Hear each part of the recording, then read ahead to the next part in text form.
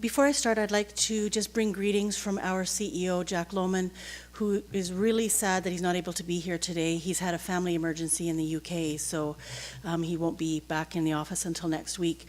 This research day was one of his initiatives. This is our third year, and he's really sad that he's missing it today.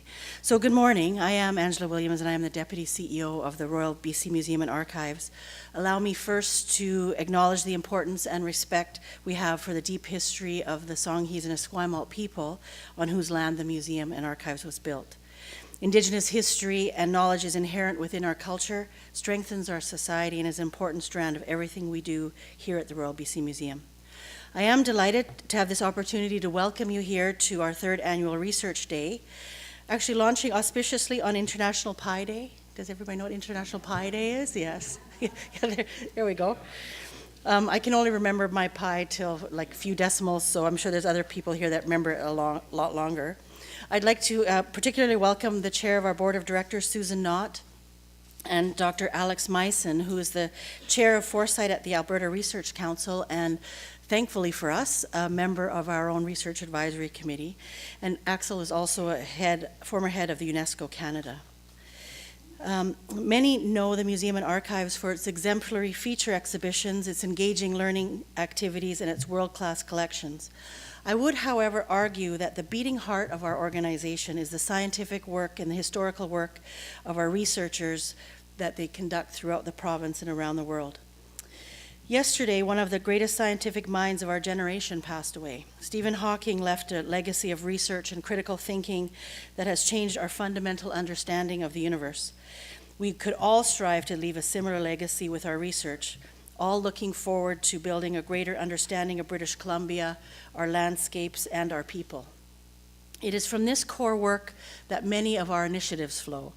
Not only does our research promote a deeper understanding about BC, but it stimulates meaningful dialogue about humans' impact on nature and how we can reflect on the past to build a better future. I'm gratified to note that we are steadily moving research into open forums such as this that foster the sharing of knowledge and encourage civic perspectives. Valuable feedback that turns research outputs into a broad public dialogue, just like our event today and tomorrow. Much of our research undertaken here is integrated into public learning activities, is communicated to media outlets, and establishes our scientists, curators, and archivists as recognized experts in their fields, and informs interactions with museum visitors when they come behind the scenes and peer into our collections. A key principle of our overarching research strategy is for our staff to leverage their knowledge, experience, and expertise, and to provide unfettered access to our collections, and that makes our museum collections and archival holdings so unique. Our researchers interrogate the Royal BC Museum's existing collections, reviewing the historical record to extract data, tease out new connections to the present day, create new knowledge, new scientific discoveries that are shared with colleagues, researchers, and visitors from close to home and around the world. Today, we will hear from our researchers whose activities not only add to our collections, but systematically and consistently add new research into the world's body of knowledge about British Columbia. The research of complex subjects range from giving us a better understanding of the risks of changes in our natural environment, climate change, to the effects of tragic circumstances on the human condition, from natural disasters to man-made disasters, from tsunamis to residential schools. These are topics that are important to discuss. Freedom to explore these new ideas, to acquire new knowledge, is fundamental to a healthy society and to democracy. The timeliness and human dimension of our research makes it all more resonant to BC citizens and those who visit us on the web and in person and here in Victoria.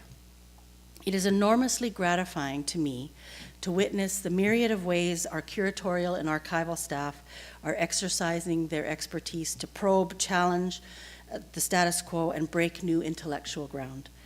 Last year, we were greatly honored that Dave Obey, our editor-in-chief of Victoria's Times Colonist newspaper, attended Research Day and was impressed enough to run a series of recurring special articles written by our staff in the weekly Sunday supplement. I hope that some of you have been able to read those. The public response to these articles has been swift, positive, and in some cases participatory, confirming that the appetite exists for both citizen science and encourages us to open the invitation to Research Day to all members of the public. So here we are today.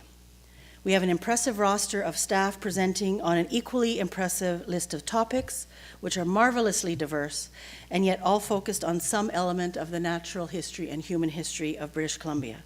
I look forward to spending the day with all of you and learning yet again something new about this great province we live in. Thank you very much. Leah.